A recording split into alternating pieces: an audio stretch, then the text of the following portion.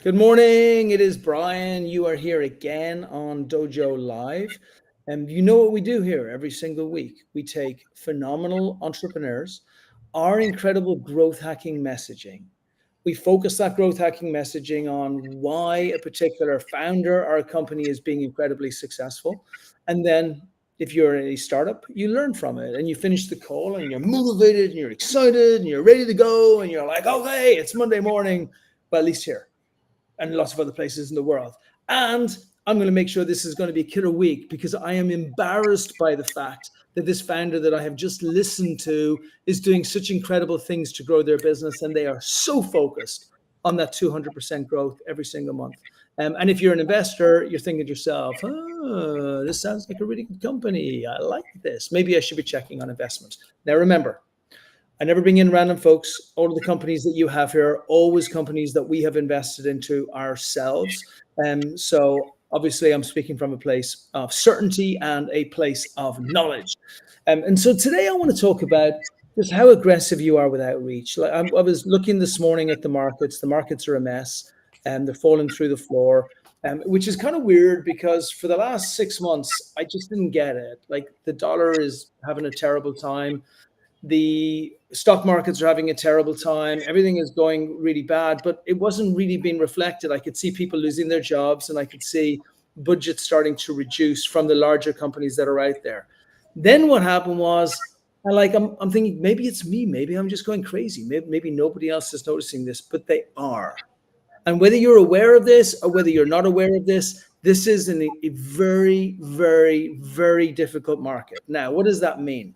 It means that if you're an investor, you are no longer listening to stories like, wow, I want to tell you about this thing. I want you to imagine a world. Didn't care. Doesn't matter. It's not relevant anymore. The only thing the investor is looking for is, do you have a company which is growing at 200% growth?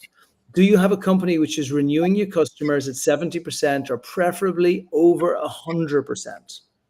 How can you renew over 100%? Well, if you're early in your company, you should be renewing it over 100%. They should be buying more from you.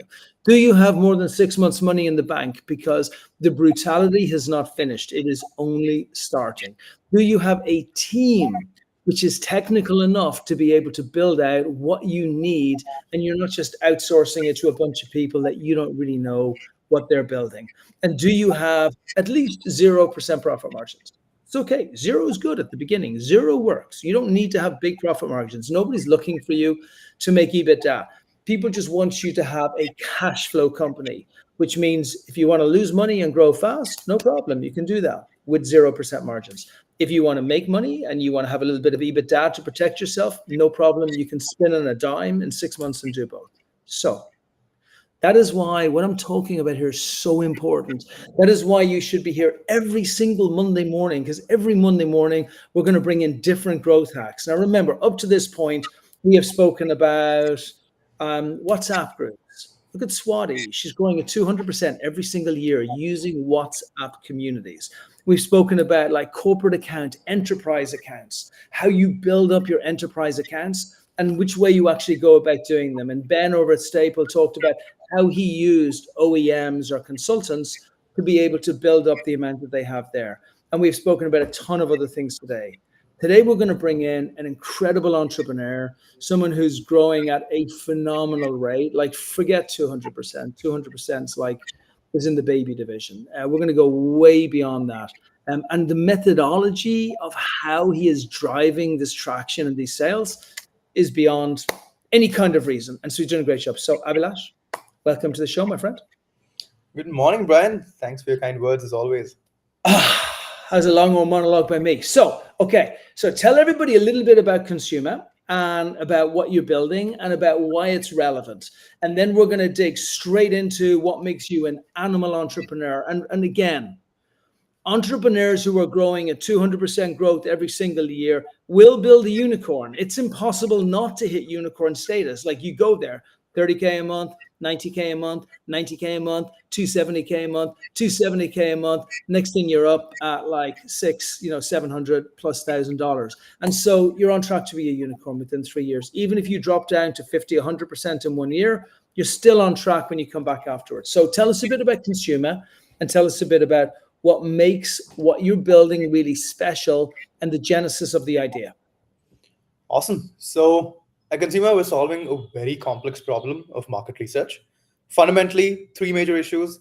Brands find it way too time consuming, way too costly, and way too difficult to do market research today.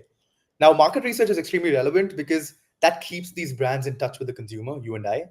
And in today's day and age, with the speed at which we're changing, the speed of change of the consumer is rapid. And to keep up with the speed of change, the only way you do it is by doing effective, fast, quick, and deep market research. Now, if you look at the market today, how do you actually do market research, right? You do surveys, you put together a focus group, you might go to a research house and say, hey, can you round up a few people and come back to me? But fundamentally, this comes with a time lag. It comes with the biases that the interviewer has.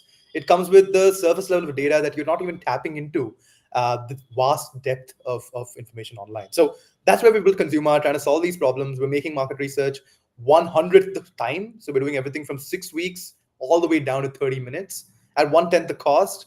And we promise 100x more data points at every single analysis. So that's what a basic high level view is. Just to give you a flavor for the sort of insights that we get our brands, we told one of the largest coffee guys in India that, hey, consumers who like deeper blends of coffee, they also read romantic novels. And in the next few weeks, you'll see them actually spin off an entire product marketing campaign where they come bundle together a Colleen Hoover novel along with their deeper blend of coffee. So that's the sort of stuff we can pull out and record time. You know, I really like that. So, okay, speed of change. So the thing about speed of change is it's moved the bar, right? It used to be that like if you knew your customer, you find out what your customer really likes, you engage deeply with your customer, and then you kind of pull back a little bit because you know enough information. But the problem is with everything iterating so quickly right now, the speed of change has become ridiculous.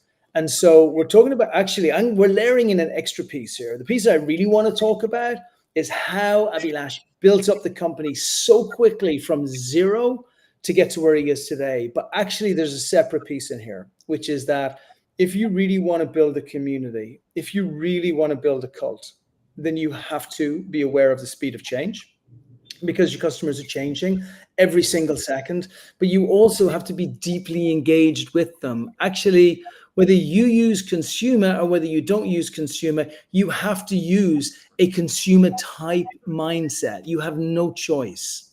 You got to be deeply engaged with them. You got to be finding out what they're thinking. And like, look at that thing about romantic novels. Like, isn't that fantastic? Like, who would have known that? And now, by being able to tell that and being able to tell how that's changing and shifting going forward, makes a huge difference. So, brings me back to community, brings me back to the fact that you have to stay engaged with your customer, brings me back to the fact of you have to be obsessive and bordering on stalking your customer all the time. Customers build unicorns, not venture capitalists. Venture capitalists give money, and that is less and less effective all the time. Customers always build unicorns, always. So if you can be very close to it, you're very good. So tell us what you did. You came into the market and you said, okay, I have this product. Product is very important, based over in India, going to be taking the product around the rest of the world, make sure that consumers have it everywhere. The actual research and the IT that's built in is phenomenal. So we know that the insights are really good. So how did you then, first of all, build trust that your customers are going to believe that what you've built is actually going to work for them? And then second of all, how did you then take that trust and actually have customers know that you exist? Perfect. So I think trust is critical, especially in research, because market research as an industry is very trust based, right? End of the day, if you can't trust the data point I give you, there's no point of it because the validity is basically moot. So we did two things, two very interesting things to really solve this problem. One, we looked at what's the incumbent, right? We looked at doing a survey. So we went and conducted a survey on coffee, and we collated the results. We got a really reputed team of researchers to do it with almost I think 1,000 plus members in the sample. Then we went and ran our system on the same query on the same brief that we gave to the research team. Now at the end of the day, we collated, compared results, and we really saw about a 94 to 97% overlap in results. And the beauty of this is that the research team came back and told me that error could be an error in their data collection rather than an error in our analysis. So That blew my mind, right? If you think about it, they are less confident in their own data collection process. And no hate towards their process. It's just the way the process is, which is very, very manual. So that was one data point that gave a lot of our customers a lot of confidence in the product and trust, But because they how said, did hey, you find if the we customers? How did you find the customer in the first place?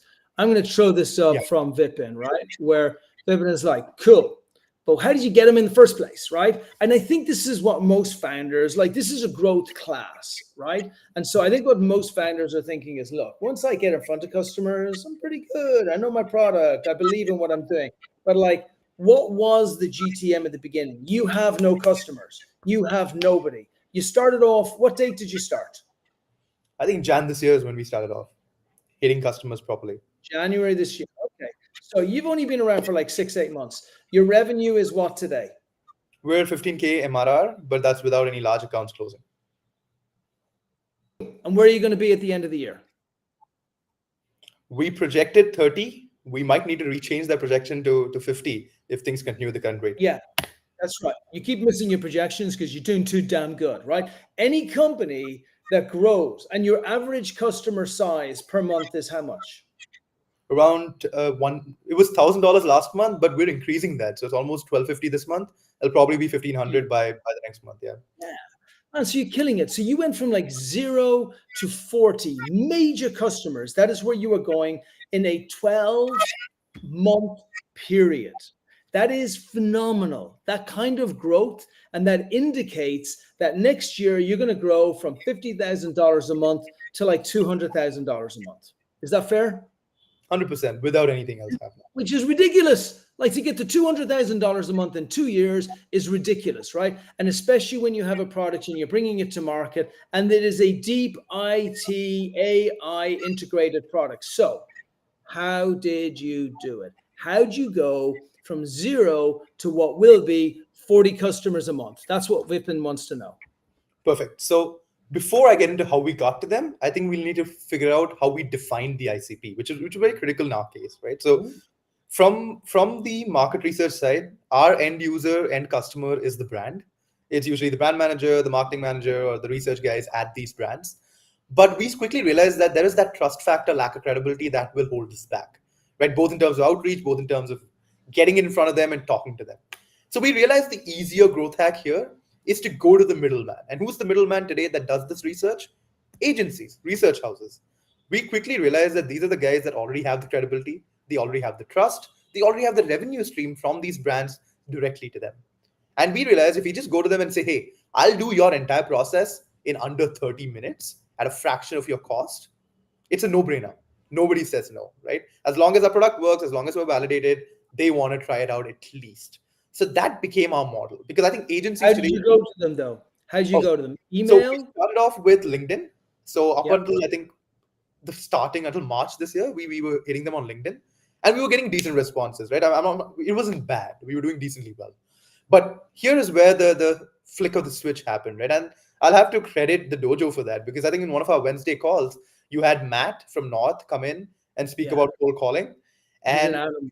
He's an animal. Like he just, I'm embarrassed. Actually, now I'm embarrassed when I compare myself with you.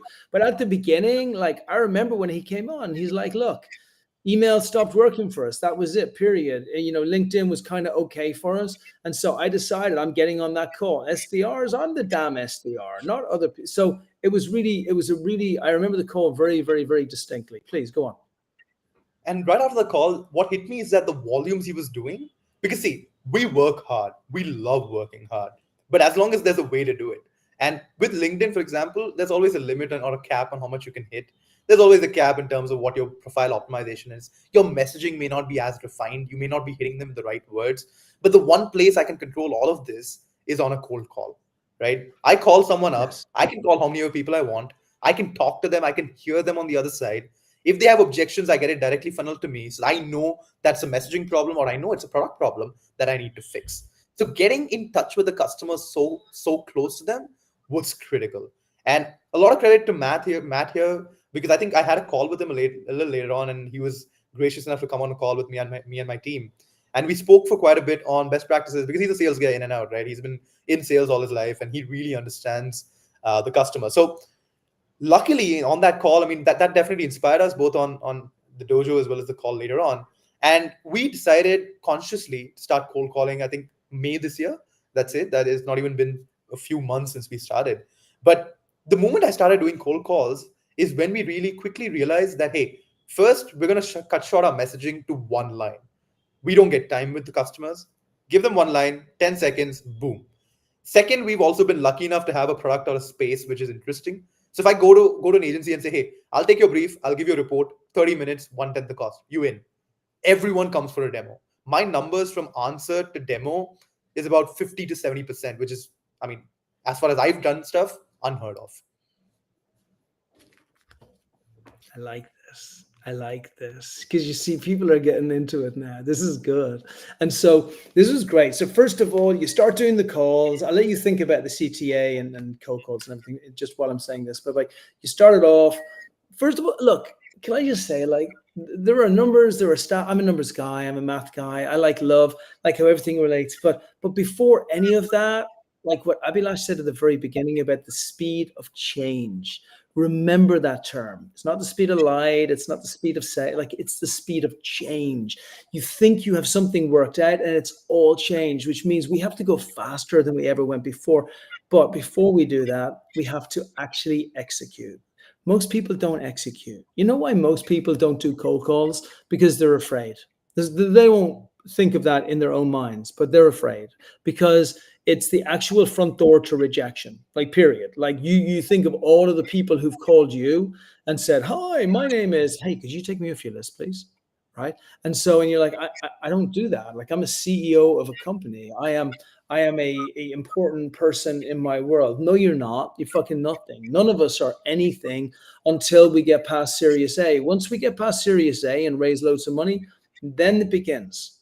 But prior to that, we're putting our entire families at risk and everybody around us with this crazy selfish endeavor that we're going on. But we are definitely not in any form of power or in a really good shape whatsoever, right? And that is why the execution of cold calling is done by very few people. And those people who do it need to be admired and congratulated and like, you rock. Okay. So first of all, you started doing them before you answer the question on like the CTAs, you started doing them. How many cold calls were you doing a day? You found out who your ICP was, which was great. And then you worked out what your one message was. What was that message that you started saying to people?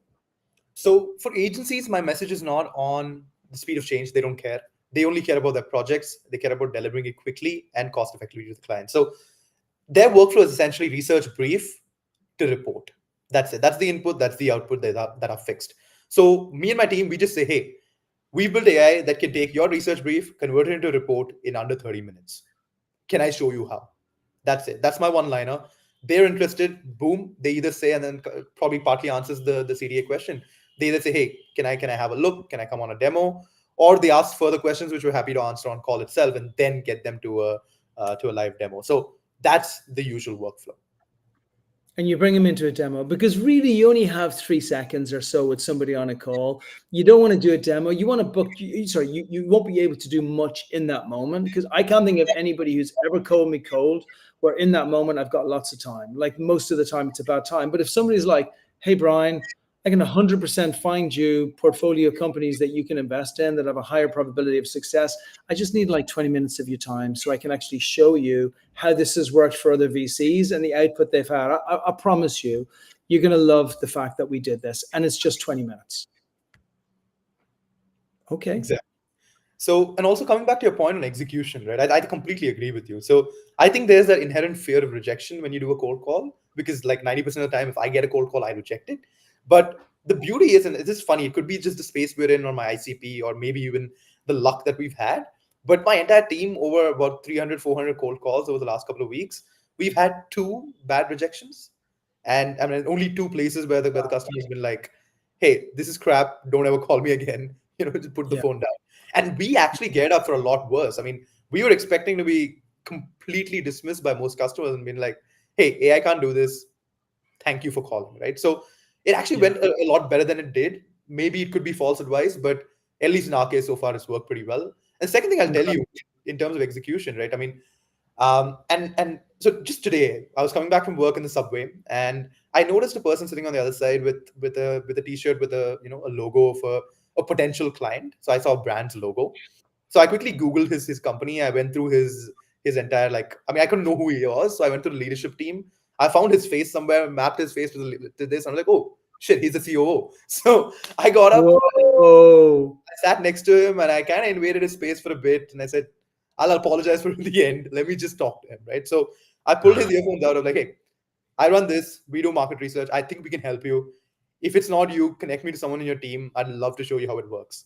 And he was annoyed, of course, because we kind of got into his space. But he was like, okay, let's talk more about it, right? So can you send me your contact? I got his contact, texted him, and we probably have a demo with him later this week. So it's all about going and reaching out, being polite about it, of course. And then I did apologize in the end for invading his time. But I mean, you got to reach out if you really believe in what you've built. Why wouldn't you? Have to. You have to look. There's only four reasons. There's really only three reasons why a company fails. I add the fourth one in because I think it really helps, like, fast forward the success. It's just that we don't outreach to enough people. Like, there's 8 billion people in the world. Like, there's a lot. There's a lot of people. Like, there's a pretty good chance that there's plenty of people who could buy your product to make you very comfortable in life, even if you don't get to a unicorn, and even if your product isn't that great. There's still plenty of people. But most of us just try a small amount of people. We try them through the usual channels with everybody else. And then we say, wow, if only we had more money, we could pay for more advertising. No, that's not the case. Like, what Abhilash is telling you, this is the Bible. Like, this is the truth. This is the only thing that matters, is what he's saying, because that is intentionality. That is knowing that there's certain people that we're going to go after. And either my mind is in a place of going after success, or my mind is not in a place of going after success. Like, that's all, right? And then the second part of it is that, like, once you decide that you're going to do that, you move into a place of saying, okay, how's my conversion? And that's where he's working through, like, this is my message, this is what I say. There's conversion from, like, as I reach out to people, to demo, from demo to meeting, from meeting to, like, getting them into a really good prospect, and then really good prospect to closing. And that's where we work through, like, all of those areas to make sure that we have that successful. And then you have the next area, which is like, how good is our product really? Now, here's the thing, right? If you don't do the first two properly, you can't find out if the third, how good it really is. And remember, your job is not to get a minimum viable product. Your job is to get a lovable product. And so outreach, outreach, outreach, cold call, cold call, cold call. You're looking at a company here that literally was invented at the beginning of this year. And by the time we get to the end of next year, they'll raise a Series A. By the time we get to the end of this year, they will continue raising money. They're not even having any problems raising money. Why? Because every investor can see this is just math. If a company is growing at 100 to 200%, they're going to crush it. And they're not even growing at 200%. They're growing like 1,000%, for God's sake. Like, they did $5,000 a month at the end of last year, in December last year, in their first month or so. And at the end of this year, they're going to be doing $50,000 a month. That's 1,000% growth. You think they're not going to get investment? So when you sit back and you say to yourself, hold on, as a startup, I've been feeling that life is very unfair on me because I'm not raising enough investment, and it's really hard, and the market is really tough. The problem is not the market. The problem is not the investment. The problem is you. It's you. And it's one of those three. It's either your product, outreaching enough, or to the right people, or to the right ICPs, or that you don't have the right conversion and everything in place. Like, that's all it is. And so I love where you're coming from here. And I just want to, in the last 5 minutes or so, because I want to keep this really concise and to the point. And I love what you're building. And I think all investors who are listening to this, they get this really clear. Are there any systems? I mean, I like Kixie as an outbound cold calling system. Are there any systems that you like using, Abhilash? And are there any? What are the ways that you motivate your team and yourself to be able to get up in the morning and do what Matt does? Like, Matt does 75 cold calls in a day before he kicks off his day. Like, what do you do to make sure that you're working the best possible system you can? So actually, we've kept our tech stack kind of clear. So we use Apollo to go and scrape these leads. We use Sales Navigator to target these ICPs right. We don't use a dialer yet because we're mainly focusing on using our phones and directly calling them for now, but we are experimenting with a couple of dialers, I think, based on the perks we've got as well. Now, coming to motivation, I think we have a rockstar team. These guys don't need any motivation. We're changing the world, and I think that is enough motivation for most of them, because we're going to try and find these insights that power real products, stuff that you and me will use in 6 months' time. That's going to come from an insight powered by our AI. So that's what powers us. That's what Ooh, enables I us. like it. I like it. And you brought in another very important point. So if there's like three things on this that's coming out of like what does a unicorn look like? You need to build an incredible community stroke cult. And that means really understanding your customer on a crazy level. It actually means using consumer, but just having a consumer mindset. Number two, it means grab the market yourself, go out there and get it. Cold call the people, go out and get them. Don't sit at your desk and send emails and hoping it will come back. Like grab the universe yourself. It's yours to take. And the final thing is have a great team. If you have a bad team or a team that's not working, it doesn't matter at all. If you have like the best everything else in the world, the best systems, the best everything, you have to have people who are deeply committed to being able to do it. And I like that. Oh, I'm going to throw that in there because I like it from David. You can't get a hit from the dugout. That's right. You can't get a hit from the dugout. So you got to go and do it. So I'm on this call. I wanted just to keep this really fresh because I think this message is so important and it's so seldom that we really get to this place. Unicorns are built by founders who decide they're going to take the unicorn for themselves. Abhilash, Consuma, they are taking the unicorn for themselves. They are going to get to $50,000 a month at the end of this year. They are going to get to $200,000 a month by the end of next year. They will go somewhere between $500,000 and $1 million a month by the end of the following year. That is the trajectory of a unicorn. And they will blast the hell out of the cold calls until something else comes up that provides a better response that's comes from it. And I also really love what you've said about building internally in the company the systems that will work for your company and not elsewhere. So actually, before I jump in and just give you the last couple of moments, do you see overall growth targets growing XX, or do you set KPI targets to focus on those? Actually, that's interesting. Give us a little bit on that, Abhilash. I'll be very honest, we don't set either. We try to grow the maximum we can each month. And that's why, I mean, like, one thing I try to see is that when you set growth targets, you're kind of limiting yourself. And that's something we can say this early in our journey. It's probably not right to predict the market. It's better to go and try and achieve as much as we can. And you can see is how we've revised our projected growth to be higher. So I don't want to set targets. I'd rather just see what's the maximum we can squeeze. Oh, I love that. Why limit yourself? Why look, I'm a KPI guy. If it had been me and if like I'd had that question, I'd be like, yeah, you have this amount of calls, this amount of things. And you're like, no, just go and take over the world, okay? Take over the whole damn world. It is yours. Go out there and get it. And the numbers are hitting it. Okay, Abhilash, the floor is yours. The last minute. Tell everybody how you are going to build a unicorn through Consuma and what your plan is to go from Horizon 1 to Horizon 2 to Horizon 3. Awesome. So I think our larger vision at Consumer is to disrupt the market research space. That's an $84 billion market annually, out of which at least half of that is just spent on reports. Now, we project with our current technology, without any updates, we can disrupt about $18 billion worth of those reports. We can generate that through our tool. Probably with a little more technology improvements, maybe half of those reports can be completely automated by Consumer. And that is my aim. Now, I'm not setting out to really build a unicorn, if I'm honest with you, Brian. I don't know if that's what you want to hear, but unicorn is not my mindset. My mindset is how do I disrupt this space, which is filled with manual, old companies. And with all due respect to them, they're doing an amazing job, but there has been no technology disruption here for the last 50, 60 years, at least at the scale of end-to-end workflow. That's what we're building. That's who we want to disrupt. And we want to be a genuine player in the space because every CMO I talk to, every large brand I talk to, every large figurehead in the research industry I talk to, they agree that the system is broken, time is a problem, and brands can't afford to wait. So that's what we want to do. That's what we want to change. And that's what we're trying to build out. So we'll chase that until we get there. I love it. Thank you, my friend. Thank you for joining. Everybody who's listening, investors, you've seen a great company that it fits our criteria, it fits your criteria, it fits everybody's criteria. you can contact Abhilash. Do it through me, which is Brian at expertdojo.com.